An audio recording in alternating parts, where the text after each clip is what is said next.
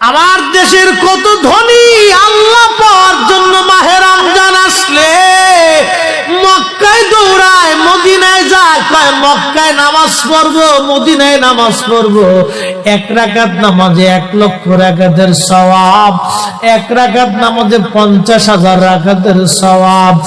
উমরা করে মক্কায় কাটায় সময় মদিনায় কাটায়, মক্কায় কোরআন খতম দিতে চায়, মদিনায় কোরআন খতম দিতে চায়।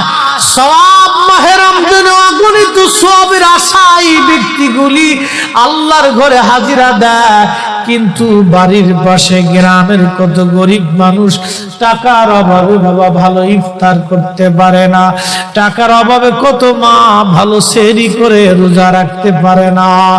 এই ধনীরা এই গরিব মানুষের ঘরে খাবার না দিয়ে আল্লাহরে পাওয়ার জন্য মক্কা মদিনায় দৌড়ায়। আল্লাহ ডাক দেখো বান্দা একবার মুড়ে দেখ, কায়দা মতো জুতা দিয়ে পিড়ামো, আমার বান্দারা না খায় ইফতার করবে, আর তুই আল্লাহ পাওয়ার জন্য মক্কায় আইছো, এমন আল্লাহ আমি ধরা দেব না। কথা বলেন ঠিক না? আল্লাহর হাবিবের ইন্তেকালের পরে সাহাবায়ে কেরাম চিন্তিত, খুবই কান্না জড়িত। ছোট্ট একটা গাঠুরি বেঁধে বেলাল আসছে, হযরত আবু বকরের সামনে দাঁড়ায় বলে, আবু বকর বিদায় দাও, মদিনায় আর থাকবো না। কেন রে বেলাল, কি জন্য মদিনায় থাকবে না? কিসের অভাব, কিসের কষ্ট? কেউ কি তোমাকে ব্যথা দিয়েছে, না তোমাকে মেরেছে, নাকি তোমার কোনো অভাব আছে? বলো, বাইতুল মাল থেকে মাসিক বেতন দিয়ে দিব। বেলাল বলে, আবু বকর রে, আমার যে অভাব, কোনদিন কি সে অভাব পুরা করে দিতে পারবা? বলো রে বেলাল, তোমার কিসের অভাব? বলে, আবু বকর, আমি আজান দিলে নবী নামাজে আসতো। বলো, এখন আজান দিলে কি নবী নামাজে আসবে? আবু বকর বলতেছে, বেলাল রে, তুমি কি নবীরে ভালোবাসো, আমরা কি ভালোবাসি না? বেলাল বলে, আবু বকর, তুমি ভালোবাসো, আমিও ভালোবাসি। শোনো গো আবু বকর, তোমরা নবীজির রওজা শরীফ দেখলে সহ্য করতে পারো? আমি বেলাল যখন আজান দিয়ে নবীর রওজা শরীফের দিকে তাকাই, আমার কলিজা গুলি ফেটে ফেটে আসে। আমি বরদাস্ত করতে পারি না, সহ্য করতে পারি না। মদিনাতে দাঁড়ায় থাকবে, 2 রকমের হাজি পাবে। যখন 7 নম্বর গেট দিয়ে বাবু সালাম দিয়ে হাজিরা ঢুকে সালাম দিতে দিতে যায়, কিছু নবীর পাগল আছে, রওজার সবুজ মিনারা দেখলে চোখ বেয়ে বেয়ে পানি আসে। রওজা শরীফে ঢুকলে তারা হাওয়া করে কাঁদতে থাকে, আর মুতুয়া গুলি খালি ধমক দেখে, ইয়া হাতি আল্লাহ বেদা, আল্লাহ আল্লাহ আল্লাহ আল্লাহ শিট আল্লাহ বেদা। ওরা কান্না দেখে হাসে, যারা কান্না করে দেশের তিরস্কার করে। বাপ, আমি নিজের চোখে দেখেছি, ওরা যারা কান্না করে নবীর রওজার পাশে দাঁড়ায় দাঁড়ায় এদেরকে দেখে ওরা হাসে। ওরা বুঝে না এরা কি জন্য কান্না করে। কোন হাজি আছে কান্না আসে না, শুধু সালাম দিয়ে চলে যায়। 2 প্রকারের হাজি। এক প্রকারের হাজি নবীর রওজার পাশে দাঁড়ায় চোখের পানি ফেলে বুক ভাসায় দেয়, এরাও হাজি। আর যারা শুধু সালাম দিয়ে চলে যায়, এরাও হাজি। আকাশ আর পাতাল তফাৎ।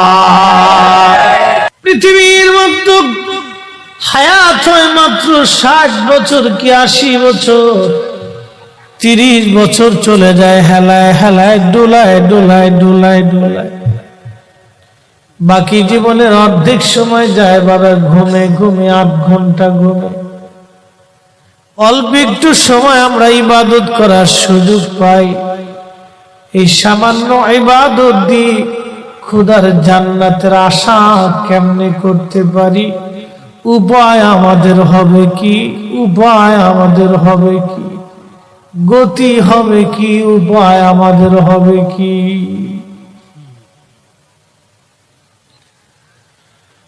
চিন্তা করে যদি বাড়ি ফিরি, মাহফিল থেকে যদি চিন্তা করে বাড়ি ফিরি, মাহফিল থেকে ফিরে যাওয়ার পথে একটা বেনামাজি থাকার কথা না, একটা সুদখোর থাকার কথা না, একটা ঘুষখোর থাকার কথা না, একটা মদখোর থাকার কথা না, একটা জেনাকারী থাকার কথা না, একটা মানুষের হক নষ্ট করে থাকার কথা না। কিন্তু ওয়াজ শুনি মানি না, ওয়াজ শুনি বুঝি না, ওয়াজ শুনি বাড়ি পর্যন্ত আমরা নেই না।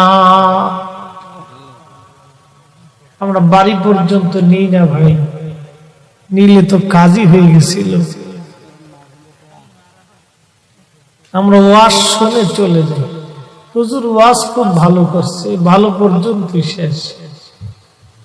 হুজুরের ওয়াজ ভালো, কিন্তু আমি কি ভালো কাজ করছি কিনা, এটা হলো সবচেয়ে বড় বিষয়।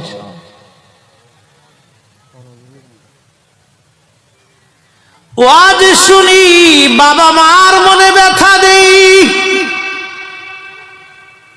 ওয়াজ শুনি প্রতিবেশীর হক নষ্ট করি, ওয়াজ শুনি,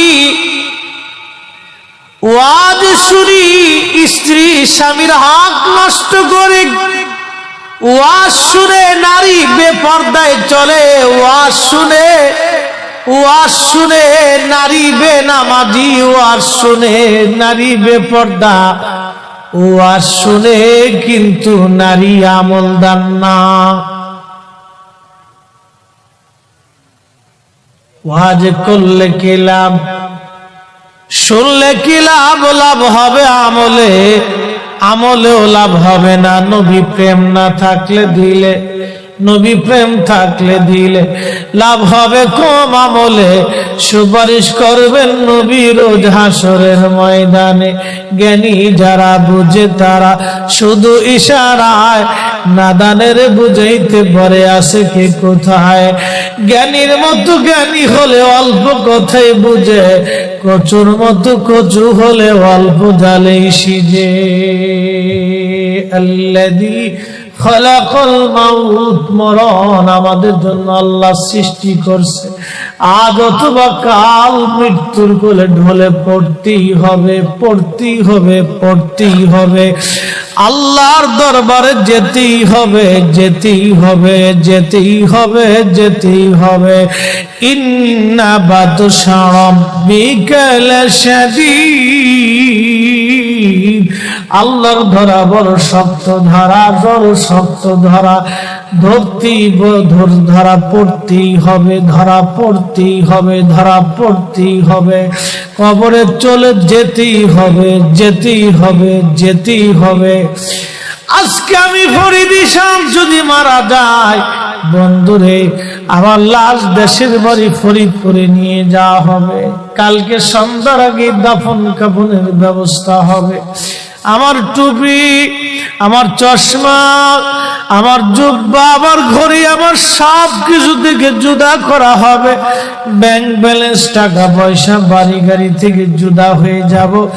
স্ত্রী পুত্র সন্তান থেকে জুদা হয়ে যাব।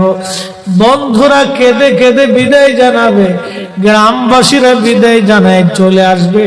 3 ঘন্টা পরে বন্ধুরা চা খাবে, পান খাবে, গল্প করবে, হাসবে। সন্তানরা 3 দিন পর্যন্ত শোক পালন করবে। 6 মাস পরে সবাই আমার কথা ভুলে যাবে, মনে রাখবে না কেউ। বন্ধু, ওই কবরে আমি একা, আমি একা। আমার সঙ্গে হবে কি, সঙ্গী হবে কি? ওই কবরে আমার 2টা জিনিস যাবে, একটা ঈমান ও আমল, ঈমান ও আমল, ঈমান ও আমল, ঈমান ও আমল। ওই কবরে কেউ দেখতে না গেলেও যিনি দেখতে আসবে, যদি নবীর আশিক হয়ে কবরে যাও, ওই কবরে আমার নবী আসবে রে, নবী আসবে রে, নবী আসবে। যুবক, যদি ভালোবাসো নবীকে ভালোবেসে যাও, যদি দল করো নবীর দল করো, জীবন যদি দাও নবীর জন্য দাও, পক্ষ যদি নাও নবীর পক্ষ নাও, শান যদি গাও নবীর শান গাও, মান যদি গাও নবীর মান গাও, জীবন যদি দাও নবীর জন্য দাও, ভালো যদি বাসতে চাও নবীর ভালোবাসা নাও, এতাত যদি করতে চাও নবীর এতাত করে যাও, গোলামি যদি করতে চাও নবীর গোলামি করে যাও। খুশি যদি কাউকে করতে চাও নবীকে খুশি করে যাও। কথা বলেন ঠিক না বেঠে? এছাড়া আর বিকল্প নাই, একটাই, নবী নবী নবী নবী নবী নবী করি, নবী নবী করি। অনেক ভাইরা বুঝে না, কয়ারা নবী নবী করে কেন? যেই দিন কবরে ঘুমাইবেন সেই দিন বুঝবেন নবী কি জিনিস। যেই দিন হাসরে উঠবেন সেই দিন জানবেন নবী কি জিনিস। যেই দিন ফুলসিরাতের ঘাটে যাবেন বুঝবেন নবী কি জিনিস। মিজানের পাল্লার পাশে যখন দাঁড়াবেন বুঝবেন নবী কি জিনিস। কঠিন মেহশরের মাঠে জিহ্বা বের হয়ে যাবে, সেই দিন বুঝবেন নবী কি জিনিস, নবী কি জিনিস।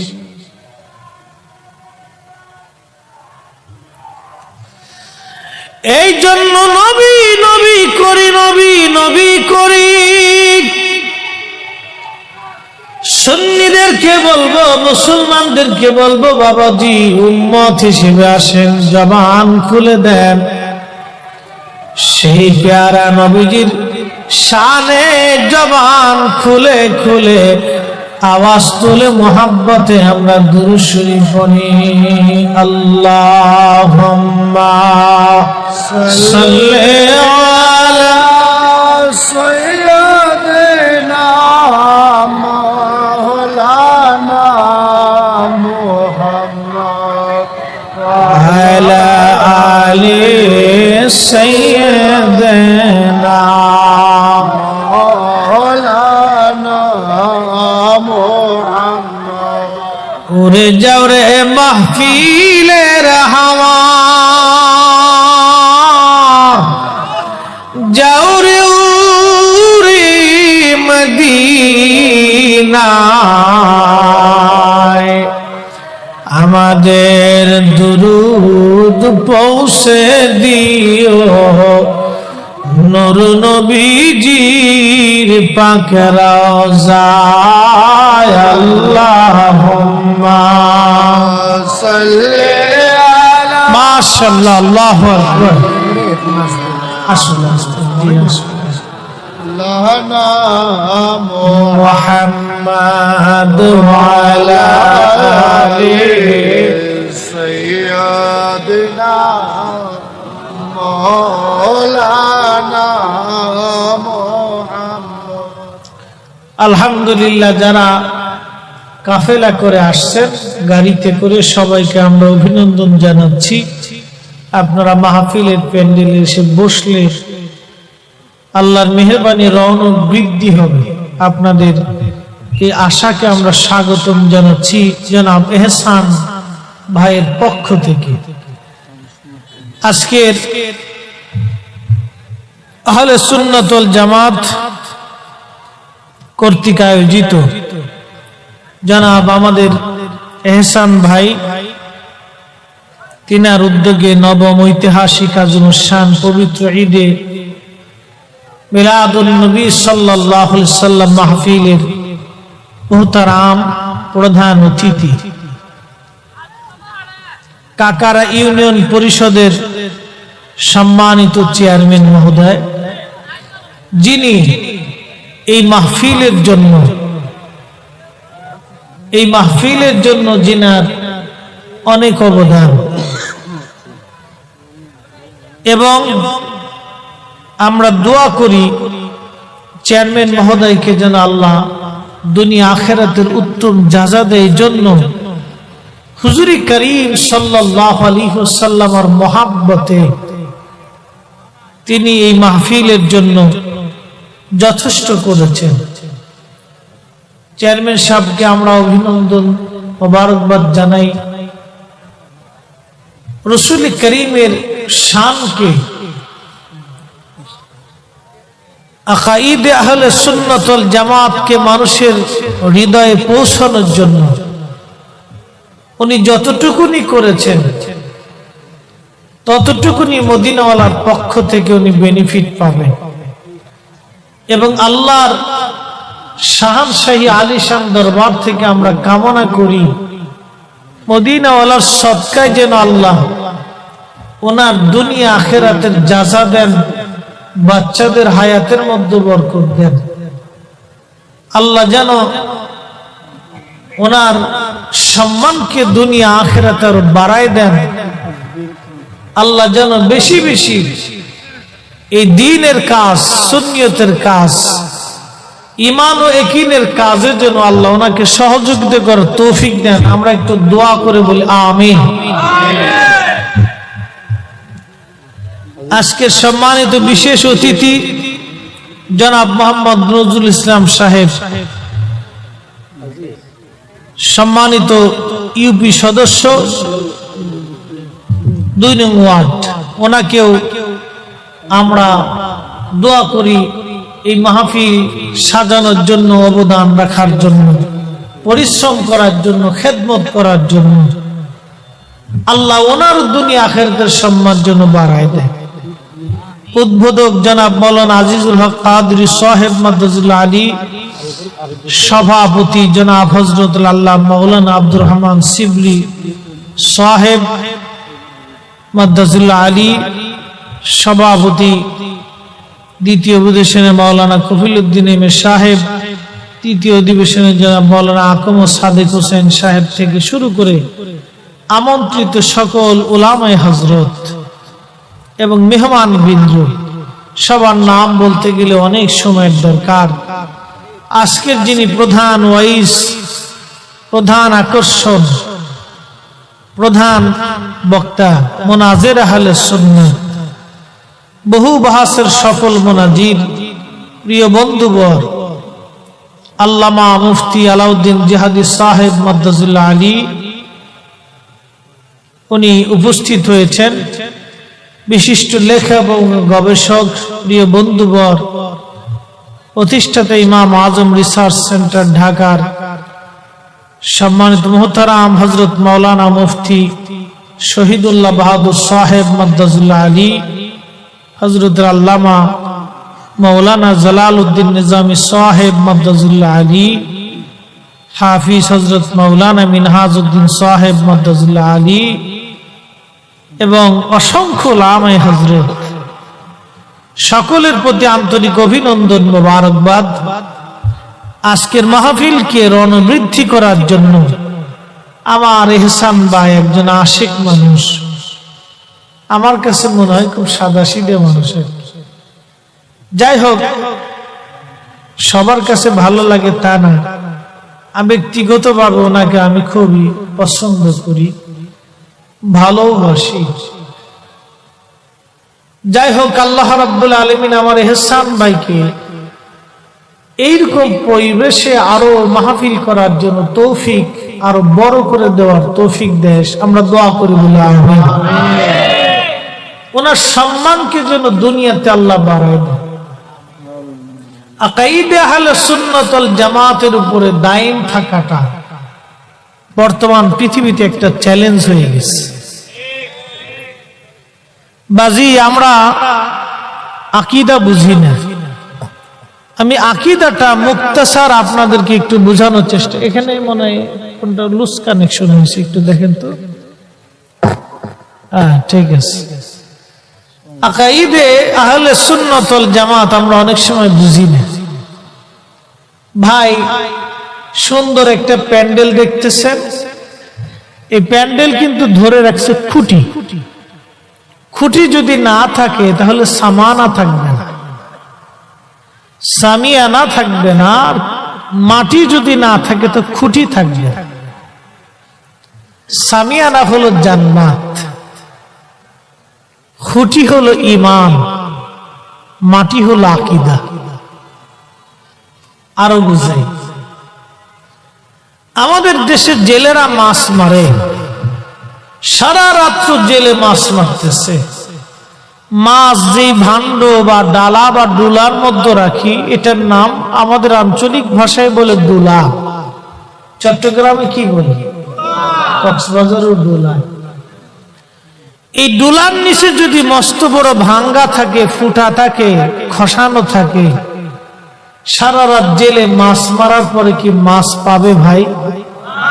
মাছ পাবে। কেন? এজন্যই মাছ পাবে না যে জেলের ডুলার নিচে ভাঙা। একজনের আকীদা যদি বিশুদ্ধ না হয়, আকাইদে আহলে সুন্নাত ওয়াল জামাত যদি তার না হয়, ৭০,০০০ বছর তাহাজ্জুদ নামাজ যদি পড়ে, আকীদা হলো আমল রাখার ডুলা, আকীদা হলো ঈমান হলো আমল রাখার ডুলা। কোন ব্যক্তির ঈমান যদি বিশুদ্ধ না হয়, কিয়ামত পর্যন্ত সেজদা দিলেও বাবা আল্লাহর জান্নাতের আশা করা যাবে সহজ হিসাব। আরেকটু বলি, আপনাদের দেশে গাভীর দুধ হয় কিনা? আজকের সভাপতি মহোদয় যদি কালকে ঘোষণা দেন যে আমি এই বাজারে 10 মণ 50 মণ দুধ সবাইকে ফিরি ফিরি দিই, এই 50 মণ দুধ নেওয়ার জন্য সব মানুষ আসবে, মোহতারাম সভাপতি দুধ দেবে। তো সভাপতি মহোদয় তিনি দুধও নিলেন, সাথে 1 লিটার গরুর প্রস্রাবও নিলেন। 50 মণ দুধের মধ্যে যদি 1 লিটার গরুর প্রস্রাব ছেড়ে দেয়, ছেড়ে দিয়ে যদি বলে সবাই গরুর দুধ নিয়ে যান, ফিরি ফিরি দিলাম, আচ্ছা কোন মুসলমান কি গরুর দুধ নেবে? কারণ এই 50 মণ দুধের ভিতরে 50 মণ দুধের ভিতরে এই 1 লিটার দুধ দেওয়ার জন্য দুধ সব শেষ। কিন্তু একই গাভী থেকে দুধ আসলো, একই গাভী থেকে প্রস্রাব আসলো, একই গাভী থেকে দুধ আসছে, একই গাভী থেকে প্রস্রাব আসছে। দুধ হালাল, প্রস্রাব হারাম। হালালের সাথে যখন হারামের মিশ্রণ হলো তখন হালাল হারাম হয়ে গেল, কিন্তু হারামের সাথে হালাল মিশ্রণ হওয়াতে কিন্তু হারাম হালাল হয়নি। এটি কিন্তু খুব ইম্পর্টেন্ট একটা বিষয়। আপনি যখন হারামের সাথে হালাল মিশাইলেন তখন হারাম কিন্তু হালাল হয়নি, হালাল হারাম হয়ে গেছে। এই দুধ হচ্ছে আকাইদা আহলে সুন্নাত ওয়াল জামাত, আর গরুর প্রস্রাব হচ্ছে বাতিল আকীদা। বুঝলেও কিছু করার নাই, না বুঝলেও কিছু করার নাই। অনেকে বুঝেও না বোঝার ভান ধরে বসে থাকি, হুজুর বুঝি নে, কিন্তু বাজারে লাউ কিনতে যে লাউয়ের জান শেষ, খামচাইতে খামচাইতে, সিমটিতে সিমটিতে, আঙ্গুল ঢুকাইতে ঢুকাইতে লাউয়ের জিগে, এরে আমারে তুমি এই সারা দিয়ে, আপনাদের দেশে কি, আমরা ফরিদপুরে বসে খামচাই নি আর কি, আপনাদের দেশে কি কয় সিমটি, লাউরে সিমটিতে সিমটিতে লাউয়ের জাম শেষ, লাউয়ের জিগে সিমটিও কিনলে গিয়া, তুই জালি না বাতি, এটা দেখে কিনতে হবে না? দুনিয়ার লাউ কিনার সময় জালি বাতি দেখে কিনেন, দুনিয়ার থেকে কবরে চলে যাবেন, ইমানদার হবেন না বেঈমানদার হবেন এটা বুঝে যেতে হবে না, এটা আগে বুঝতে হবে মুসলমান। কথা বলেন ঠিক না বেটে? লাউয়ের বেলায় বুঝেন কিন্তু ইমানের বেলায় বুঝেন না, তখন হুজুর বুঝি না। এটা আগে বুঝতে হবে বাবা, বন্ধু, এটা আগে বুঝতে হবে। মুসলমান, পৃথিবী থেকে আমরা অবশ্যই কবরে চলে যাব, অবশ্যই আজ অথবা কাল কবরে চলে যাব। কি নিয়ে যাব? আমার বিষয় হলো নবী করিম সাল্লাল্লাহু আলাইহি সাল্লামের প্রতি সাহাবায়ে কেরামের আদব এবং ভালোবাসা। এই আদব এবং ভালোবাসার কথা বলতে যাইয়া আমি মূল আলোচনার ঠিক থেকে আপনাদেরকে টেনে নিয়ে যাচ্ছি, বেশি লম্বা কথা বলবো না গো বন্ধু, ঈমান কি জিনিস বুঝাই দিয়ে যাই।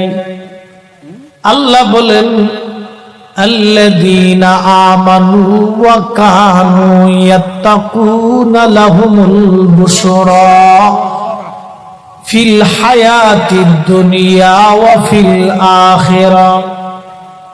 আল্লাহ আমলের আগে ঈমানের কথা বললেন। আল্লাহ আমলের আগে ঈমান। আল্লাযীনা আমানু, তোমরা যারা ঈমান আনছো, ঈমান আনছো, ঈমান আনছো, ঈমান আনছো, ঈমান আনছো। আল্লাহ বলেন ইয়া আইয়ুহাল্লাযীনা আমানু আমিনু বিল্লাহি ওয়া রাসূলি, ঈমানদার ঈমান আনো, ঈমানদার ঈমান আনো, ঈমানদার ঈমান আনো, ঈমানদার ঈমান আনো।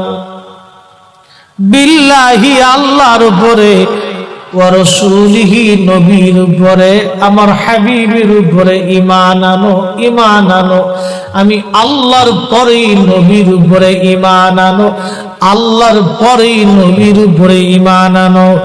এই জন্য কোরআনুল কারীমের 40টা আয়াতের ভিতরে আল্লাহর ইতাআতের পরে নবীর ইতাআতের কথা বলা হয়েছে।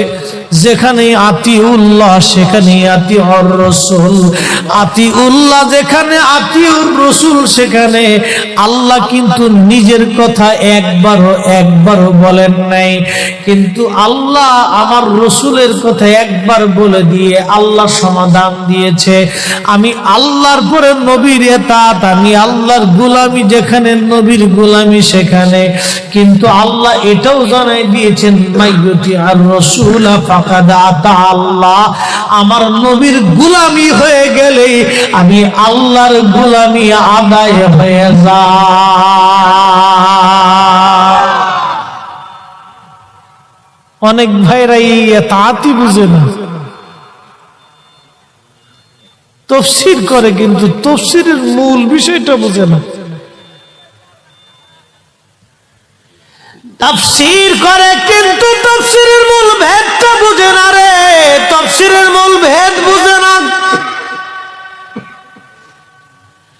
এই জন্যই সাহাবীদের দিকে তাকাইতে হবে। সাহাবীরা কিন্তু পাহাড় দেখে আল্লাহ চিনে নাই,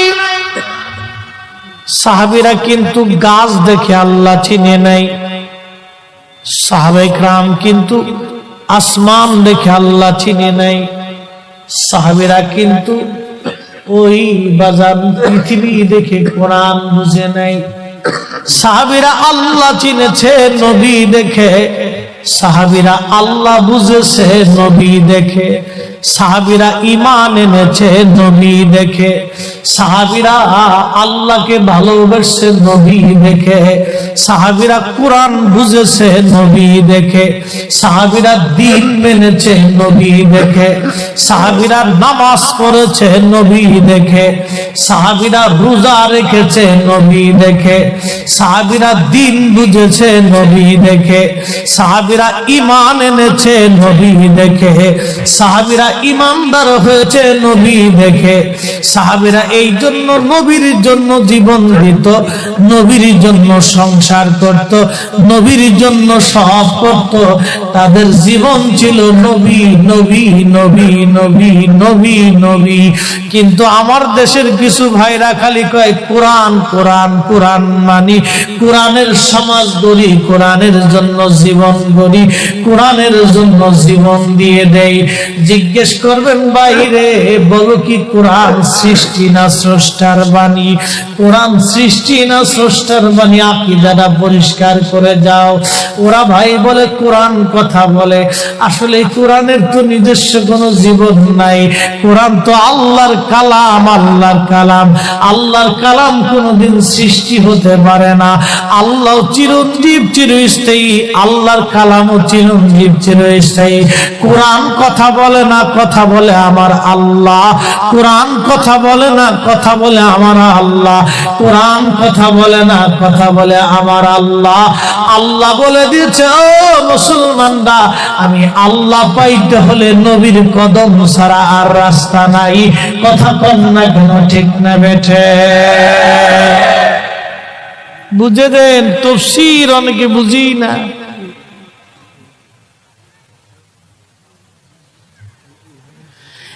এই জন্য আমরা দিন মানি নবী দেখে, আল্লাহ পাই নবী দেখে, আল্লাহ বুঝি নবী দেখে, আল্লাহ ভালোবাসি নবী দেখে। এই জন্য আমরা সুন্নিরা নবীকে কেন্দ্র করে আহলে সুন্নাত ওয়াল জামাত। এই জন্য কবরে নামানোর সময় বলা হয় বিসমিল্লাহি ওয়া আলা মিল্লাতি রাসূলিল্লাহ, রাসূলিল্লাহ, রাসূলিল্লাহ। নবীর দল, নবীর দল, নবীর দল, নবীর দল, নবীর দল, নবীর দল, নবীর দল, নবীর দল। জোরে কন্না সুবহানাল্লাহ।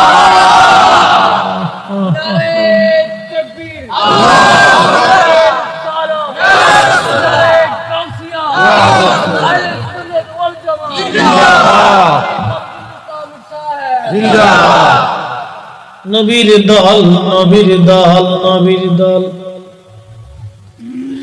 অথচ আল্লাহ বলেন ওমাইয়াতাবাল্লাল্লাহ ওয়া রাসূলুহু ওয়াল্লাযীনা আমানু ফাইন্না হিজবাল্লাহি হুমুল গালিবুন। যারা আল্লাহকে ওলি মানো, নবীকে ওলি মানো, ওলিদেরকে ওলি মানো, আল্লাহকে ওলি মানো, নবীকে ওলি মানো, ওলিদেরকে ওলি মানো, আল্লাহকে ওলি মানো, নবীকে ওলি মানো, ওলিদেরকে ওলি মানো। ফাইন্না হিজবাল্লাহ, তোমরাই আল্লাহর দল। হুমুল গালিবুন, আল্লাহর দল বিজয়ী, আল্লাহর দল বিজয়ী, আল্লাহর দল বিজয়ী।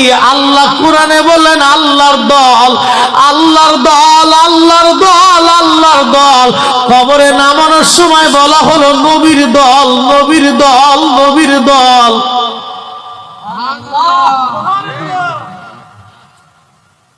খুব মনোযোগ। এই জন্য রাসূল বলছেন ওমান আহাব্বানি আহাব্বাহুল্লাহ, যে আমাকে ভালোবাসে সে আল্লাহকে ভালোবাসে। ওমান আহাব্বানি আহাব্বাহুল্লাহ, ওমান আহাব্বাহুল্লাহ আদখালাহুল জান্নাহ, যে আল্লাহকে ভালোবাসে আল্লাহ তার জান্নাত দিয়ে দেয়। তাহলে জান্নাত পাওয়ার পূর্ব শর্ত নবী ভালোবাসা। এই কথা বলেন না কেন, ঠিক না? পৃথিবীর সাগর শুকিয়ে যাবে, পৃথিবী পুড়ে জ্বলে শেষ হয়ে যাবে, আকাশ ভেঙে পড়ে যাবে, আল্লাহর হাবিবের থিওরির কোনোদিন পরিবর্তন হবে না। কথা বলেন না কেন? কোরআনের একটা শব্দ বলার পরিবর্তন আর হবে না কোনোদিন। সুন্নি সুন্নি আমরা কেন নবী নবী নবী নবী করি? সাহাবীরাও নবী নবী নবী নবী করত। সাহাবীরা কেমনে নবী নবী করত? আম্মা জান আয়েশা রাতের আধারে বসে বসে আকাশের নক্ষত্র গণনা করে। নবীজি বললেন, আয়েশা রে, কি করো তুমি? বলে, হুজুর, আকাশের নক্ষত্র গণনা করি। আয়েশা রে, কেউ কি কোনদিন আকাশের নক্ষত্র গণনা করে শেষ করতে পারবে? ওই যে 1450 বছর আগে রাসূল বলে দিয়েছেন, কেউ কি কোনদিন আকাশের নক্ষত্র গণনা করতে পারবে? আজও বিজ্ঞানের পক্ষে সম্ভব হয় নাই আকাশের নক্ষত্র গণনা করে দিতে পারবে। কিয়ামত পর্যন্ত পৃথিবীর কোন বিজ্ঞানের ক্ষমতা হবে না আকাশের নক্ষত্র গণনা করে বলতে পারবে, কারণ 1450 বছর আগে নবী বলে দিয়েছেন পারবে না। কিয়ামত পর্যন্ত চেষ্টা হলেও পারবে না। কথা বলেন না কেন? এটার নাম সুন্নি, নবীর প্রতি ঈমান, ঈমান, ঈমান, ঈমান, ঈমান, ঈমান। যদি বিশ্বাস করেন নবীকে 100% করেন, নতুবা দরকার নাই। ভালো যদি বাসেন, পরিপূর্ণ বাসেন, দোদুল্যমান হয়ে বাবা কোনো লাভ নাই। আম্মা জান আয়েশা সিদ্দিকা রাদিয়াল্লাহু আনহা বলেন, হুজুর আকাশের নক্ষত্র তুল্য কি নেক কারো আমল নামায় আছে? আরে অটোর এটা বন্ধ করেন না কেন?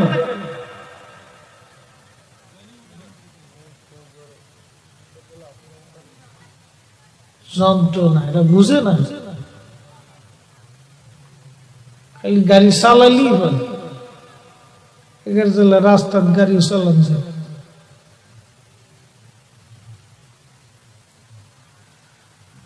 খুবই মনোযোগ, খুবই মনোযোগ দিয়ে শুনিয়া যান। হযরত আম্মা জান ডেকে বলে, হুজুর আকাশের নক্ষত্র তুলো নেক কি কারো আমল নামায় আছে? বলে, হারে আয়েশা, আমার ওমরের আমল নামায় আকাশের নক্ষত্র তুল্য নেক আমল নামায় ওমরের আছে।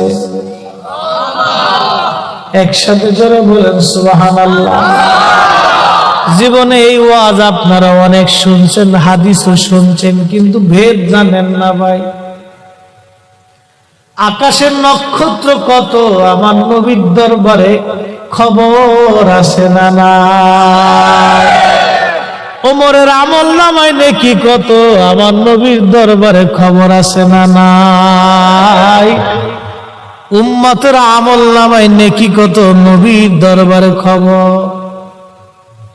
বড় আফসোস, বড় আফসোস, আমার দেশের অনেক ভাইরা মুসলমান দাবি করে কিন্তু বলে নবী কিছুই জানে না। অথচ সাহাবায়ে কেরামকে নবী যখন প্রশ্ন করতেন, আমি কয়টা হাদিসের কথা বলবো, এই শব্দমালাটা পৃথিবীর অন্তত হাজার হাজার হাদিসের মধ্যে আসছে। আমার ঘরে 38টা হাদিসের কিতাব আছে, প্রত্যেকটা হাদিসের কিতাবের মধ্যে একটা করে শব্দ আছে। সাহাবায়ে কেরামকে নবী যখন প্রশ্ন করতেন, সাহাবীরা রে তোমরা কি এই বিষয় জানো? আল্লাহ নবীর সাহাবীদের জবাব ছিল, আল্লাহু ওয়া রাসূলুহু আলাম। আল্লাহ জানে, নবী জানে, আল্লাহ জানে, নবী জানে, আল্লাহ জানে, নবী জানে, আল্লাহ জানে, নবী জানে। এই শব্দটা মুতাওয়াতির পর্যায়ের হাদিসের শব্দ। আল্লাহ, কত সনদে এই শব্দ এসেছে তার হিসাব নাই। এক দুই সনদের কথা বলবো না, এই শব্দমালাটা কত সনদে আসছে তার হিসাব নাই। সমস্ত সাহাবীদের আকীদা আল্লাহু ওয়া রাসূলুহু আলাম। আল্লাহ জানে, নবী জানে, আল্লাহ জানে, নবী জানে, আল্লাহ জানে, নবী জানে, আল্লাহ জানে, নবী জানে, আল্লাহ জানে, নবী জানে। সেই মজলিসে 100 লক্ষ সাহাবী, একটা সাহাবী দাঁড়ায় বলেন, হুজুর আল্লাহ জানার পরে আপনি নবী কেমনে জানেন? এটা তো শিরিক হয়ে গেল, এটা তো আল্লাহর পর্যায়ে চলে গেল। আল্লাহ শুধু জানে, আপনি নবী জানেন না। এই কথা তো কোনো সাহাবী দাঁড়ায় বলেন নাই, কোনো সাহাবী প্রশ্ন করেন নাই, কোনো সাহাবী ভেটু দেন নাই। তার মানে বোঝা গেল সমস্ত সাহাবীদের বিশ্বাস আল্লাহ জানে, নবী জানে, আল্লাহ জানে, নবী জানে। আমরা সুন্নিদের বিশ্বাস আল্লাহ জানে, নবী জানে, আল্লাহ জানে, নবী জানে। এটাই আমাদের আকীদা। কথা বলেন ঠিক না? এখন এর বিপরীত যদি কেউ নিজেকে হক্কানি দাবি করেন তো অসুবিধা নাই, আসেন, হাদিস উল্টাই দিয়ে যাবে। কিয়ামত পর্যন্ত সময়, একদিন না, কিয়ামত পর্যন্ত আমি মুফতি জহিরুল ইসলাম ফরিদী সময় দিয়ে গেলাম। এই সাহাবীদের আকীদার শব্দটা আপনি পরিবর্তন করে দিবেন। কিয়ামত পর্যন্ত সময় দিয়ে গেলাম, হয় আপনি বেদাতি নাই সাহাবীরা বেদাতি, না হয় আমরা শিরকি, নাই সাহাবীরা শিরকি, প্রমাণ করে দিয়ে যাবেন কিয়ামত পর্যন্ত সময়। তবে বন্ধু, আল্লাহর আদালতে দাঁড়াইতে হবে, আল্লাহর সামনে দাঁড়াইতে হবে। শুধু আল্লাহর সামনে না, এই উম্মতের শ্রেষ্ঠ ব্যক্তি আবু বকর কিয়ামতের ময়দানে নবীর কদম ছাড়া জান্নাতে যাবে না, জান্নাতে যাবে না, জান্নাতে যাবে না, জান্নাতে যাবে না। কোরআন মিথ্যা হবে, কোরআন মিথ্যা হবে, কোরআন মিথ্যা হবে। নবী ছাড়া যদি আবু বকর জান্নাতে যায়, কোরআন মিথ্যা হয়ে যাবে, কোরআন মিথ্যা হবে, নবীর জীবন মিথ্যা হয়ে যাবে, মাকামে মাহমুদ মিথ্যা হয়ে যাবে। নবীর কদম ছাড়া এই উম্মতের শ্রেষ্ঠ ব্যক্তি জান্নাতে যাবে না। শুধু আল্লাহর সামনে না, কিয়ামতের ময়দানে নবীর সামনে দাঁড়াইতে হবে ভাই, উপায় নাই। ওরা ভাবতেছে আমরা রসুল লাগবে না, কি ভাবতেছে ওরা? এই ভাবাটা যে কত বড় ভুল, এই ভাবনাটাই তার জীবনকে ধ্বংস করে দিবে। এই একটা ভাবনাই তার জীবনকে শেষ করে দিবে, যে রসুল লাগবে না। এই ভাবনাটাই তার জীবন শেষ করে দিবে, ওর আমলকে শেষ করে দিবে, ওর জিন্দেগির সাজদা শেষ হয়ে যাবে, ওর জিকির শেষ হবে, ওর তাহাজ্জুদ শেষ হবে, ওর হজ শেষ হয়ে যাবে, ওর যাকাত শেষ হয়ে যাবে, ওর ইসলামী আন্দোলন শেষ হয়ে যাবে।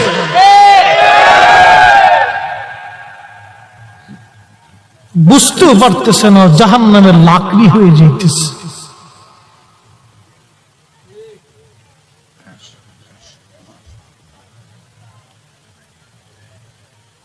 আল্লাহ, কেমনে বুঝাইতাম আপনাদেরকে? সময় কম, কথা বেশি, খুবই মনোযোগ। কোন ভাষায় বুঝাইলে যে আপনারা বুঝবেন? পৃথিবীর অন্যতম সমরবীর, পৃথিবীর অন্যতম সমরবীর ছিলেন সুলতান মাহমুদ গজনবী রহমাতুল্লাহ আলাইহি।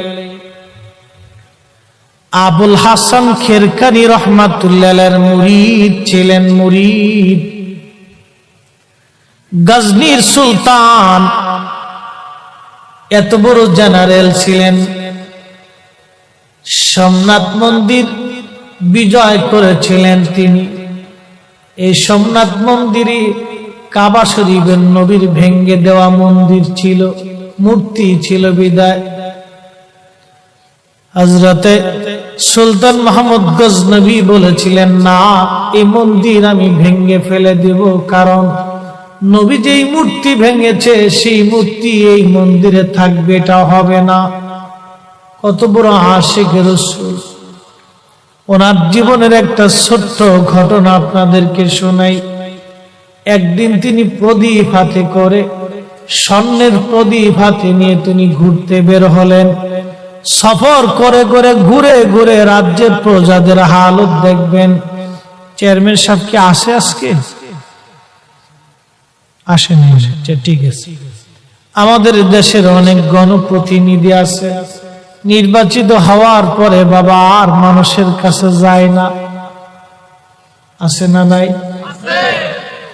মানুষের কাছে আর যায় না। নির্বাচিত হয়ে গেলে মানুষের কাছে আর যায় না। আরে ভাই, আগের যুগের রাজা বাদশারা দেখেন রাস্তায় রাত্রিবেলা ঘুরে ঘুরে প্রজাদের অবস্থা দেখতো, এটাই তো নবীর সুন্নত, খোলাফায়ে রাশিদিনের সুন্নত। আলাইকুম বিসুন্নতি, তোমরা আমার সুন্নত মানো, ওয়া সুন্নাতিল খুলাফায়ে রাশিদিনাল মাহদিন, আমার খোলাফায়ে রাশিদিনের সুন্নাত তোমরা মানো। এমন কোন খলিফা নাই রে রাতের বেলা ঘুরে ঘুরে প্রজাদেরকে না দেখতেন। আল্লাহর হাবিবের এমন কোন দিন নাই রে উম্মতের খবর না নিয়েছেন। সাহাবীরা ঘুরে ঘুরে প্রতিবেশীর খোঁজ খবর নিতেন। আমার দেশের ধনীরা টাকা পয়সা পায় আরাম এসির মধ্যে ঘুমায়, পাশের বাড়ি গরিব মানুষ ক্ষুধায় ওই যে আপনার কি বলে একটু ইফতার করে, একটা পচা খেজুর, তাও আন্দা গান্দা সৌদি আরবের ডুপ্লিকেট পচা খেজুর বাংলাদেশে পাঠায় দেয়। এইগুলি ওরা দান করে, আর আমার দেশের ব্যবসায়িকরা এইগুলি বিক্রি করে। গরিব মানুষ ওই 50 টাকা কেজি ধরে 1 কেজি খেজুর আনে, ইফতার করে বাবা মুড়ি চাবে আখের রস দিয়ে, অথবা ওই খেজুরের গুড় দিয়ে, অথবা একটু চিনি দিয়ে, পাতলা নরম অথবা খিচুড়ি দিয়ে। আমার দেশের কত ধনী আল্লাহ পাওয়ার জন্য মাহে রমজান আসলে মক্কায় দৌড়ায়, মদিনায় যায়, কয় মক্কায় নামাজ পড়বো, মদিনায় নামাজ পড়বো। 1 রাকাত নামাজে 1 লক্ষ রাকাতের সওয়াব, 1 রাকাত নামাজে 50,000 রাকাতের সওয়াব। উমরা করে মক্কায় কাটায় সময় মদিনায় কাটায়, মক্কায় কোরআন খতম দিতে চায়, মদিনায় কোরআন খতম দিতে চায়। সওয়াব মাহে রমজানে অগণিত সওয়াবের আশায় ব্যক্তিগুলি আল্লাহর ঘরে হাজিরা দেয়, কিন্তু বাড়ির পাশে গ্রামের কত গরিব মানুষ টাকার অভাবে বাবা ভালো ইফতার করতে পারে না, টাকার অভাবে কত মা ভালো সেহরি করে রোজা রাখতে পারে না। এই ধনীরা এই গরিব মানুষের ঘরে খাবার না দিয়ে আল্লাহরে পাওয়ার জন্য মক্কা মদিনায় দৌড়ায়। আল্লাহ ডাক দেখো বান্দা, একবার মুড়ে দেখ, কায়দা মতো জুতা দিয়ে পিটামো, আমার বান্দারা না খেয়ে ইফতার করবে, আর তুই আল্লাহ পাওয়ার জন্য মক্কায় আইছো, এমন আল্লাহ আমি ধরা দেব না। কথা বলেন ঠিক না? ও আল্লাহ পাইতে গেছে মক্কা, আল্লাহ কা জুতা দিয়ে পিটামো। আমার বান্দা মুড়ি দিয়ে চাওয়া ইফতার করতেছে, আর তুই এসে সেখানে আমি আল্লাহ পাওয়ার জন্য আমার ঘর ধরে কাঁদতেছিস। বেটা, আমি আল্লাহকে পাইতে হলে আমার ওই অভাবী মানুষের ঘরে খাবার দিয়ে আসি, ইফতার দিয়ে আমি আল্লাহ পেয়ে যাবি।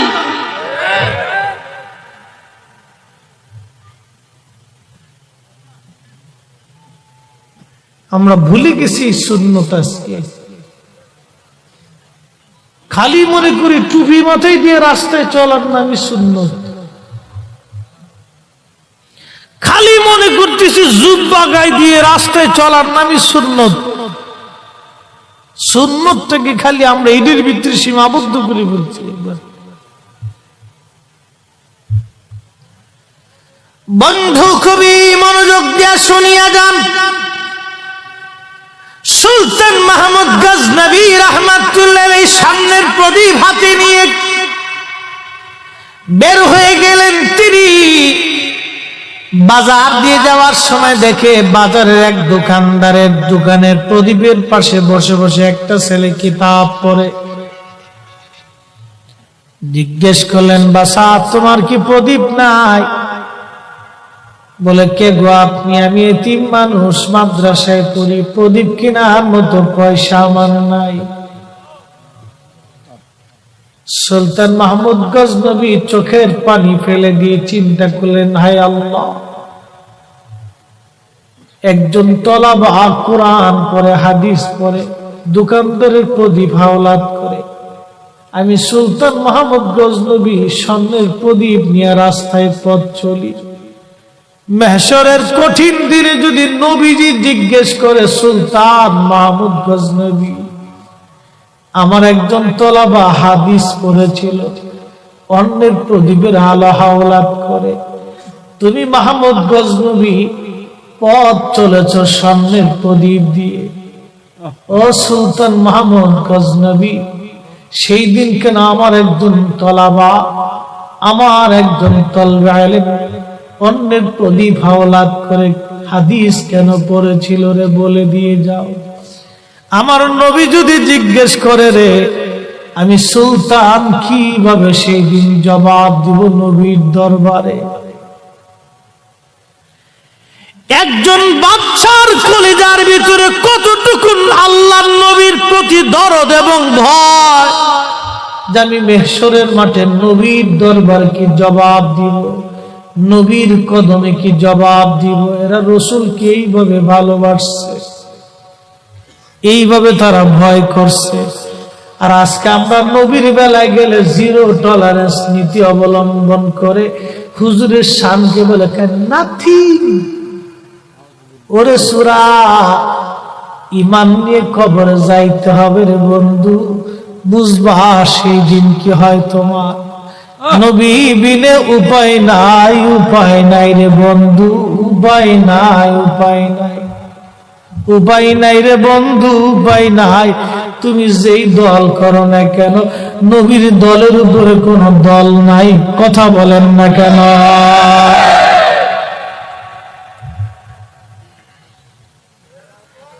বন্ধুরে শুনিয়া যান, শুনিয়া যান, শুনিয়া যান, বুঝিয়া যান, জানিয়া যান।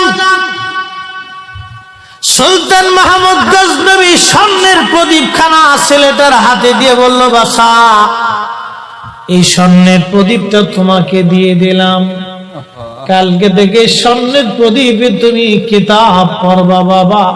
ছেলেটা মহা খুশি। চলে আসলেন সুলতান মাহমুদ গজনবী, রাতের আরামে বিছনায় ঘুমিয়ে পড়েছেন।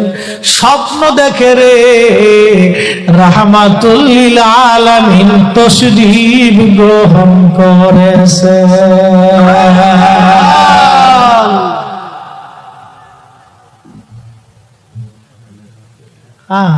করতেছি এজন ভাই খালি বেলালের রস করার জন্য করব তো। ইমানের কথাটা বলেই সাহাবীদের দিকে চলে যাচ্ছি। বন্ধু খুবই মনোযোগ। বেলালের ওয়াজ শুনেছে কোটি কোটি মানুষ, চোখের পানিও ফেলেছে কোটি কোটি মানুষ। বাবা এটা আমার কোনো ক্রেডিট না, আল্লাহর কসম, এটা আল্লাহর হাবিবের প্রেমের একটা ফসল। আমি ওয়াজ করি নাই, আমার ওয়াজ করার কি ক্ষমতা আছে? নবীর ইশক যার কলিজার মধ্যে আছে, বেলালের ওয়াজ শোনার পরে সেই চোখের পানি ফেলেছে। নবীর ইশক যার কলিজার মধ্যে আছে, সে তার চোখ দিয়ে পানি এসেছে। নবীর ইশক যার কলিজায় নাই, তার চোখ দিয়ে পানি আসে নাই বাবা।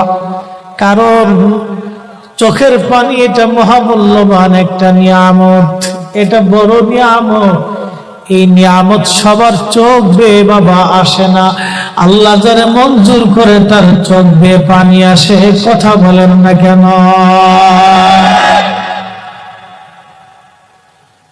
আশিক তো আশিক, পাগল তো পাগল, তো পাগল ঠান্ডা করতে হবে। বলছি না খুব মায়ার মানুষ।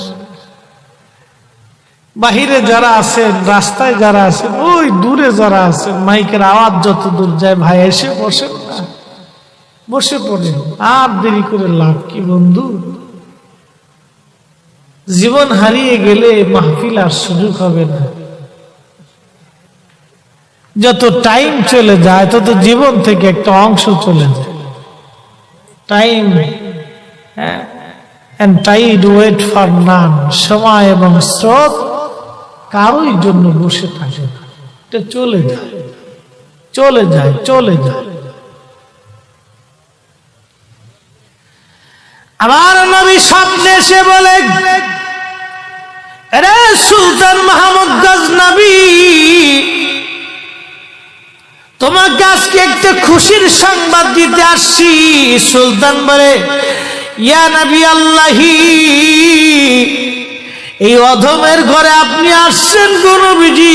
বলে, সুলতান আজকে তুমি আমার একজন তলাবাকে স্বর্ণের প্রদীপ দিয়ে সম্মান দিয়েছ। সুলতান মাহমুদ গজনবী, আমি নবী এসে দোয়া করে গেলাম, দুনিয়াতেও অপমান হবে না, কবরেও অপমান হবে না, হাসরেও অপমান হবে না। একবার জোরে বলা যাবে কি ইয়া রাসূলুল্লাহ? এই সবজ গম্বদ বলে মঞ্জুর দুআ করনা, जब वक्त न जाए आका दीदार आता करना, दीदार आता करना। मैं कब्र अंधेरी में घबराऊंगा जब तन्हा, इमदाद मेरी करने आज़ान रसूल अल्लाह, इमदाद मेरी करने आज़ान रसूल अल्लाह। रोशन मेरी तुर्बत को लिल्लाह ज़रा करना, जब वक्त न जाए आका दीदार आता करना, दीदार आता करना।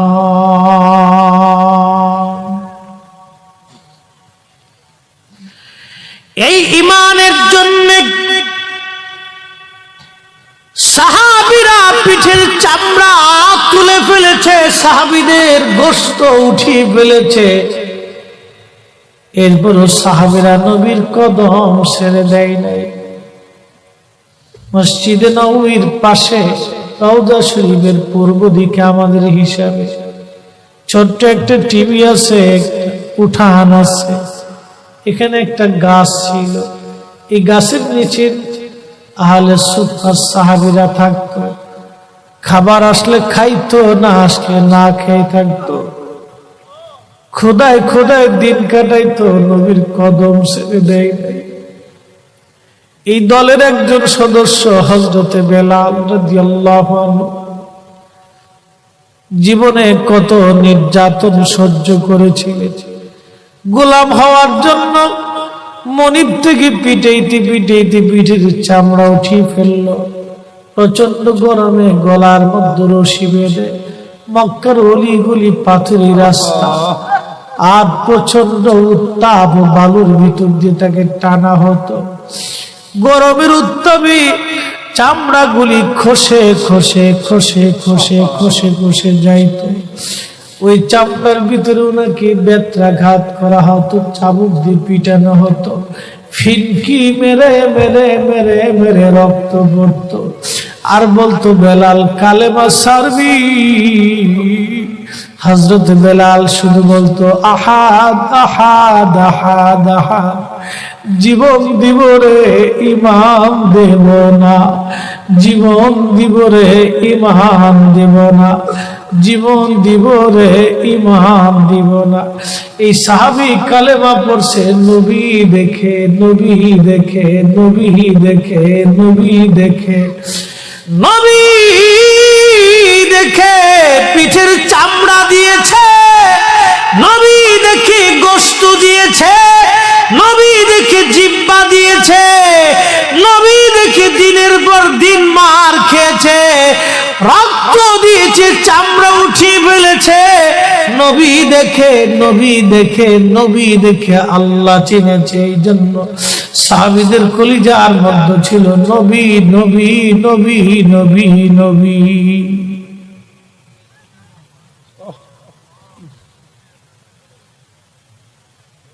হযরত করে বেলাল চলে গেলেন মদিনাতে, আযানের প্রবর্তন শুরু হলো।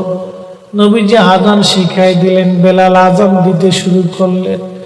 নবীর মসজিদের মুয়াজ্জিন চারটেখানি কথা না রে বাপ, যে মসজিদের রানিং ইমাম, ইমামুল মুরসালিন, মুসল্লি সাহাবীরা, সেই মসজিদের মুয়াজ্জিন হযরতে বেলাল। অনেকে মনে করে অমুক হুজুর বিরাট বড়, অমুক ডক্টরেট ডিগ্রি নিয়ে আসছে, বিরাট বড় আলেম। সাতা আলেম দিয়ে কি হবে যদি কলিজায় নবীর তাজিম না থাকে? ও ছাতা আলেম দিয়ে হবে কি? ও ছাতার ডক্টরেরা, ওই চ্যান্সেলর, প্রফেসর আর অধ্যক্ষ উপাধ্যক্ষ মুহাদ্দিস আর শাইখুল হাদিস মুফতি আজম দিয়ে হবে কি? হবে কি? হবে কি? যদি কলিজার মধ্যে নবীর দরদ না থাকে, তাজিম না থাকে, হবে কি? হবে কি? কথা বলেন ঠিক না বেঠে? আমি এক ভাষায় বুঝি, দুই ভাষা আমার কাছে নাই। আমার বাবা এমন সুন্নি ছিলেন, নজদিদেরকে কোনোদিন ভিক্ষা পর্যন্ত দেন নাই। মার কাছে নিষেধ ছিল, যদি ভিক্ষা তুমি দাও বাপের বাড়ি পাঠাই দিব। ছোটকালে বুঝতাম না বাবা ভিক্ষা কেন দেয় না। মরার 3 দিন আগে বাবা সবার কাছ থেকে ক্ষমা চেয়ে নিয়েছিলেন, এক তো নামাজ কাজা হতো না। 3 দিন আগে সবার কাছ থেকে ক্ষমা চেয়ে নিলেন, তোমরা মাফ করে দিও, আমার সময় ঘনায় গেছে। লোকেরা হাসে, মোল্লা মনে হয় একটু বুড়া হয়ে গেছে। মোল্লাজি বলতো, মোল্লাজি। আমার তাওই মানে বাবার দাদা ছিলেন 10 গ্রামের মোল্লা, নায়েবে জমিদার ছিলেন। মোল্লা বংশের উজ্জ্বল নক্ষত্র বন্ধু। বংশের ইতিহাস বলার জন্য আসিনে, নায়েবে জমিদার 400 একর সম্পত্তির মালিক ছিলেন। আমরা জমিদার বংশের সন্তান। আমার আব্বা জীবনে কোনোদিন ভিক্ষা পর্যন্ত দেন নাই। একটাই কথা, নবীর ইজ্জতের চাদর ধরে যারা টান দিবে আমি ভিক্ষা দেব না। আমি সেই বাপের সন্তান, এক নীতিতে এক কথাই থাকি সব সময়। 2 নীতি আমার কাছে নাই, হয় নবীর পক্ষে, মরলেও নবীর পক্ষে, বাঁচলেও নবীর পক্ষে, থাকলেও নবীর পক্ষে, খাইলেও নবীর পক্ষে, না খেয়ে থাকলেও নবীর পক্ষে। সোজা কথা বলবো, বেজার হলেও নবীর পক্ষে, খুশি হলেও নবীর পক্ষে। আমি একটাই বিশ্বাস করি, আমার নবী আমার পক্ষে থাকলে দুনিয়ার সব বিপক্ষে গেলেও আমার কিছুই যায় আসে না।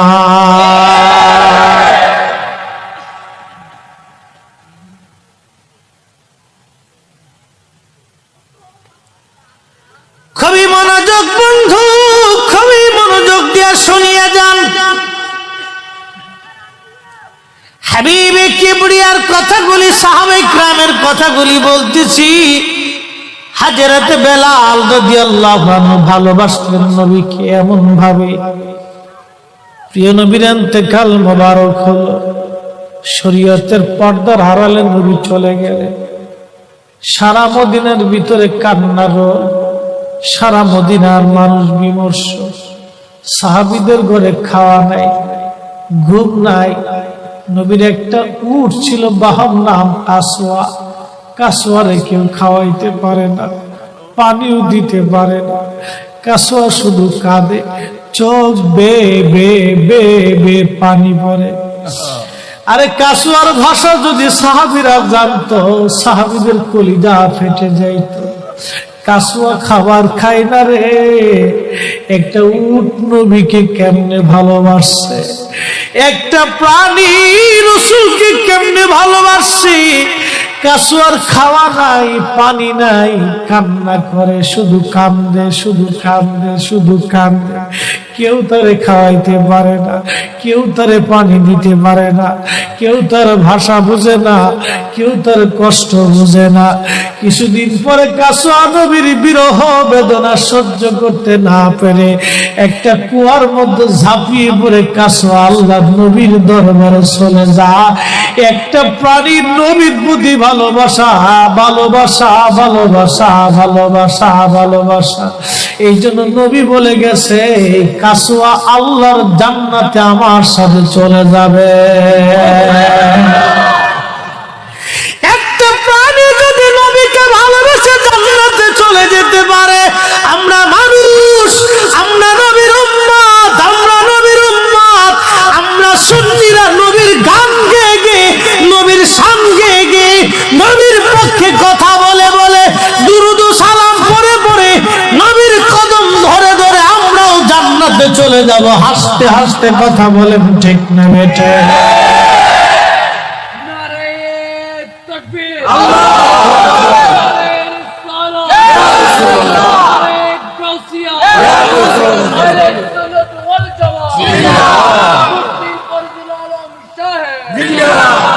ফরিদুল আলম না, ফরিদি সাহেব। এসকের সাথে অনেকে কয় ফরিদুদ্দিন জহিরি। কি যে জ্বালা আছে। যা হোক, এটা মোহাব্বতের জোশে আছে।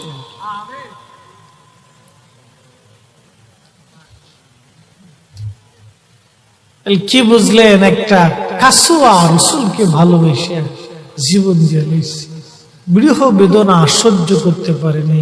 ওর ভাষা যদি সাহাবে কারাম বুঝতো, মানব বুঝতো, তাহলে মানুষের কলিজা ফেটে যেত।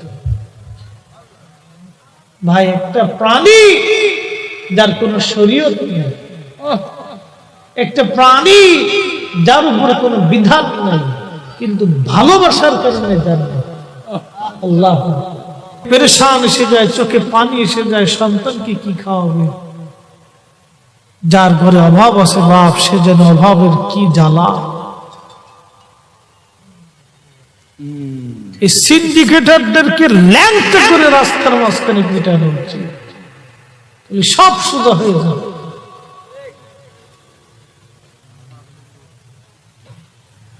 প্রিয় বন্ধুগণ, খুবই মনোযোগ, মূল আলোচনার দিকে ফিরে যাচ্ছি আমি। ভাইজান, খুব মনোযোগ দিয়ে শুনিয়া যান।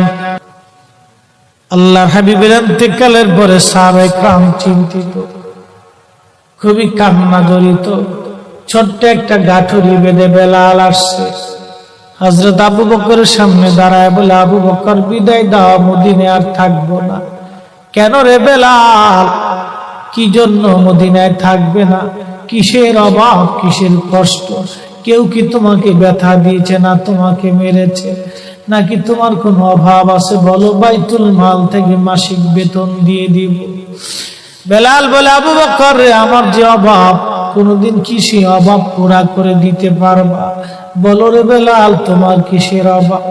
বলে, আবু বকর, আমি আজান দিলে নবী নামাজে আসতো। বলো, এখন আজান দিলে কি নবী নামাজে আসবে? আবু বকর বলতেছে, বেলাল রে, তুমি কি নবীরে ভালোবাসো, আমরা কি ভালোবাসি না? বেলাল বলে, আবু বকর, তুমি ভালোবাসো, আমিও ভালোবাসি। শোনো গো আবু বকর, তোমরা নবীজির রওজা শরীফ দেখলে সহ্য করতে পারো?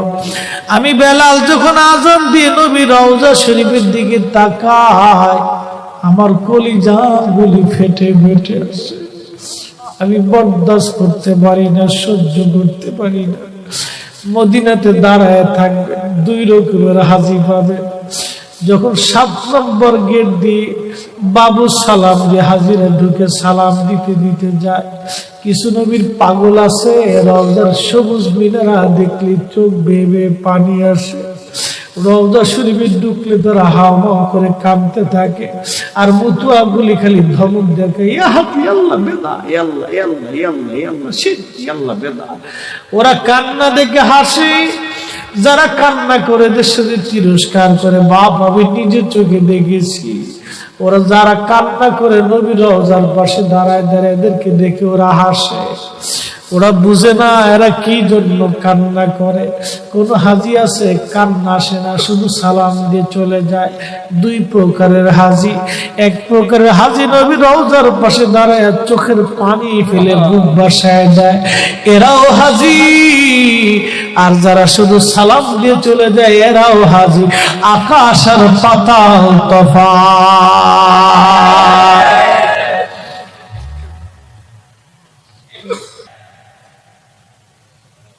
পাগল দেশে কত জন্মাইছে আল্লাহ জানে। মা আগাছা যে কত হয়েছে ভাই, রসুলের কথা প্রশংসা করলেই তাদের শরীরে চুলকাই কেড়ে ভাই।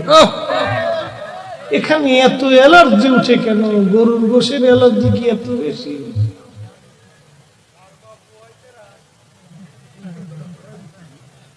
না, মন্দ বলবো না, ভাইদের বুঝ আসুক, দোয়া করি। কি কথা বলেন, ঠিক না? দোয়া করি বুঝ আসুক। প্রত্যেকটা কলিজায় রসুলকে ভালোবাসে, কিন্তু ঘটনা হলো তাদেরকে ডাইভার্ট করে রাখা হয় অন্যদিকে বুঝিয়ে। প্রত্যেকটা কলিজায় রসুলকে ভালোবাসে। আমি জহিরুল ইসলাম ফরিদি যাহা বলি এরা বুঝে না, কে বলছে সবই বুঝে, কিন্তু অনেক সময় দলের টানে মতের টানে কথা কইতে আগে চুপচাপ থাকে, খালি ফেল ফেল করে চাইয়ে দেয়। বন্ধু হযরত আবু বকর বলে, হুজুর আপনার চেহারা মোবারকের দিকে বারবার তাকিয়ে থাকা আমার কাছে প্রিয়, আমার সব কিছু আপনি নবীর কদমে কুরবানি করা আমার কাছে প্রিয়, আমার মেয়ে আয়েশাকে আপনার বিবাহ বন্ধনে আবদ্ধ করে দিয়ে আপনার সাথে আত্মীয়তা করা আমার কাছে প্রিয়। কি বুঝলেন? একজন সাহাবী তার জীবনের সব রাসূলের কদমে সমর্পণ করে দিয়েছে। সুবহানাল্লাহ। তাবারক নিয়ে যাওয়ার পরে বলবেন একসাথে জোরে বলেন আল্লাহু আকবার। আমার টাইম ঘনায় গেছে, সময় শেষ।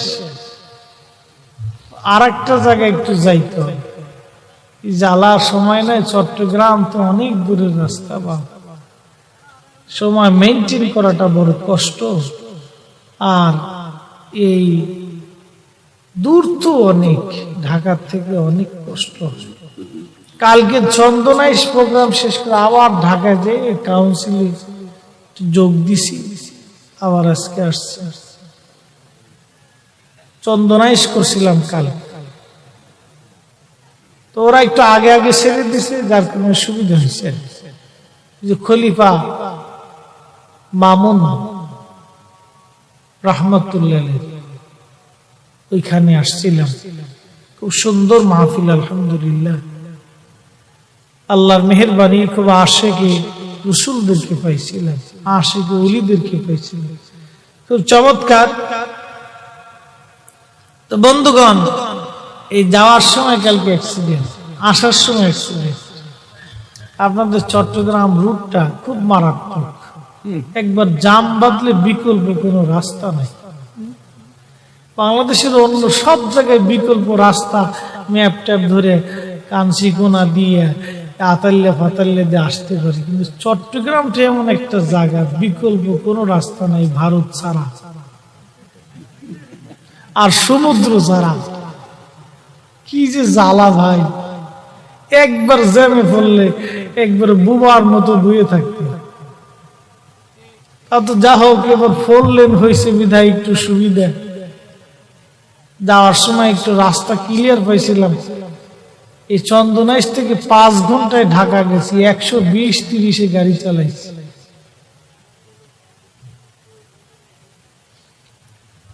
তো খুব মনোযোগ। এই এহসান ভাই আসলে আমার খুব প্রিয় মানুষ। বারবার কেন বলি, লোকটা চেহারার দিকে তাকালে আমার কাছে মায়া লাগে। খুব সাদা সিধে মানুষ, ঢাকায় যায়। আমি একবার বাসাতে নিয়েছি যে আসেন একটু বেড়াই যান। হ্যাঁ, আমার এই বিবি সাহেবা ওনার জন্য অনেক পদের খাবার রান্না করছে। খাই নাই দেখি বিবি সাহেব খুব রাগ, কি মেহমান আনলা তুমি, খাইলি না, এত কষ্ট করে রান্না। এই লোকটাই এইরকমই, এই একটু খায়। যাই হোক, আলহামদুলিল্লাহ, এই মাহফিলটা আমরা এহসান ভাইয়ের হাতকে আরো শক্তিশালী করবো এলাকার আহলে সুন্নাত ওয়াল জামাতের মহব্বতে। কথা বলেন ঠিক না বেটা? আমরা কে কোন দল করি, আওয়ামী লীগ না বিএনপি না জাতীয় পার্টি, এটা আপনার রাজনৈতিক দল, কিন্তু আকাইদে আহলে সুন্নাত ওয়াল জামাত এটা আমাদের ঈমানের দল। কথা বলেন ঠিক না? আমি কোন পীরের মুরিদ, সিলসিলার তরিকাতের পীরের মুরিদ হতে পারেন, কিন্তু আকীদা তো ঈমান। ঠিক না বেঠে? আকাইদে আহলে সুন্নাত ওয়াল জামাতের ক্ষেত্রে আমরা সব এক দেহ। কয় দেহ? কথা বলতে হবে, কয় দেহ? এক দেহ আমরা। দেহ কয়টা? একটা। আকাইদে আহলে সুন্নাত ওয়াল জামাতের ক্ষেত্রে আমাদের দেহ একটা। হাত থাকতে পারে ভিন্ন, হাত পা ভিন্ন থাকতে পারে, কিন্তু দেহ থাকতে হবে একটা। শাখা প্রশাখা ভিন্ন থাকতে পারে, দেহ একটাই। আকাইদে আহলে সুন্নাত ওয়াল জামাত, আকাইদে আহলে সুন্নাত ওয়াল জামাত, এটা ছাড়া বিকল্প আর কোনো রাস্তা নাই বন্ধু। কবর চলেই যেতেই হবে আজ অথবা কাল।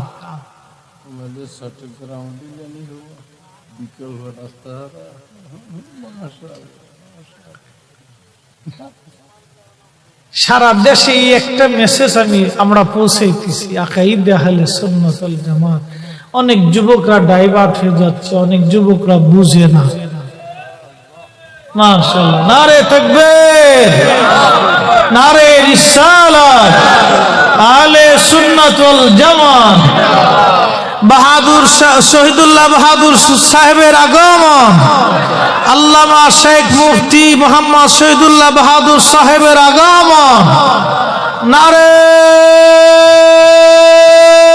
তাকবীর, নারে রিসালাত। আজকের মুহতারাম সকল অতিথিবৃন্দ, আলহাজ আবু মুসা সাহেব, মোহাম্মদ জালাল উদ্দিন সাহেব, আলহাজ ইসমাইল সওদাগর সাহেব, নাসির উদ্দিন সওদাগর সাহেব, মৌলানা জিয়াউর রহমান জিয়া সাহেব, মৌলানা আবুল হাশিম সাহেব, মৌলানা মোহাম্মদ মফিজউদ্দিন সাহেব, কবি এস এম সাইফুল মুস্তাফা বদরি সাহেব, মৌলানা নুরুল আলম সাহেব, মৌলানা ইমরান হোসেন সাহেব, মোহাম্মদ জমির উদ্দিন সাহেব থেকে শুরু করে সকলের প্রতি আমার রইল কৃতজ্ঞতা, ভালোবাসা। আপনারা আজকের মাহফিলকে রণবৃদ্ধি করেছেন, আমি আপনাদের প্রতি কৃতজ্ঞ। আমার প্রিয় ভাই এহসান ভাইয়ের হাতকে আপনারা শক্তিশালী করেছেন। এখন যিনি আসেন, একটা লোক উঠবেন না প্লিজ। আপনাদের এই বদভ্যাসটা আমাদের জন্য খুব খারাপ। বাবা, ফুল বাগানে অনেক ফুল থাকে, এক একটা ফুলের এক একটা ঘ্রাণ থাকে, কি কথা বলেন ঠিক না? আমার কাছ থেকে একটা সুঘ্রাণ পাইছেন, আমার ভাইয়ের কাছ থেকে আর একটা সুঘ্রাণ পাবেন। উনি কে জানেন? এই যুবক বয়সে এই লোকটা এত পরিমাণে কিতাব লেখে আমার দেশের যুবকদেরকে আহলে সুন্নাত ওয়াল জামাতের দিকে ডাইভার্ট করে রাখছেন। মারহাবা বলা যাবে না? ওনার সহযোগিতা করা আমার কাছে দায়িত্ব বিধায় আমরা চেষ্টা করি আমার এই ভাইটাকে সহযোগিতা করার জন্য, পরামর্শ দিয়ে, ভালোবাসা দিয়ে। প্রিয় বন্ধু, ভাইয়ের মতো মনে আমরা একসাথেই এই তিনজন, জিয়াদি সাহেব, আমি সহ এই একসাথে মনে হয় গলাগলি দিয়ে ঘুমাই আর কি, এরকম কায়দা হয় না। কিন্তু এই ভাইটা খুব হাসি খুশি মানুষ। ইলমি আলোচনা হবে, ইলমি আলোচনা, অর্থাৎ আমার আলোচনাটা হলো হেল দুটো দিয়ে, এলেম এবং হেলেম দিয়ে। অর্থাৎ আমি এলেম এবং হেলেম দুটোটা দিয়ে বোঝানোর চেষ্টা করি, আর উনি বোঝাবেন শুধু ইলম দিয়ে, যুক্তি দিয়ে। উনি আপনাদেরকে কোরআন ও সুন্নাহ থেকে গুরুত্বপূর্ণ আলোচনা শোনাবেন। এনার পরে যিনি আসবেন আল্লামা আলাউদ্দিন জিহাদি সাহেব মাদ্দাসুল্লাহ আলী বন্ধুগণ, তিনিও আলোচনা করবেন ইলম ও হেলম দিয়ে। আল্লাহ রাব্বুল আলামিন সকলকে তাদের পবিত্র জবান থেকে আল্লাহর হাবিবের শান ও আকীদা আহলে সুন্নাত ওয়াল জামাতের উপরে কথা বলার তৌফিক দিক। আমরা দোয়া করে বলি আমিন। আমার জন্য দোয়া করবেন। আসসালাম আলবিদা, আসসালামু আলাইকুম ওয়া রাহমাতুল্লাহি তাআলা ওয়া বারাকাতুহু। মাগফিরাত। সাহেব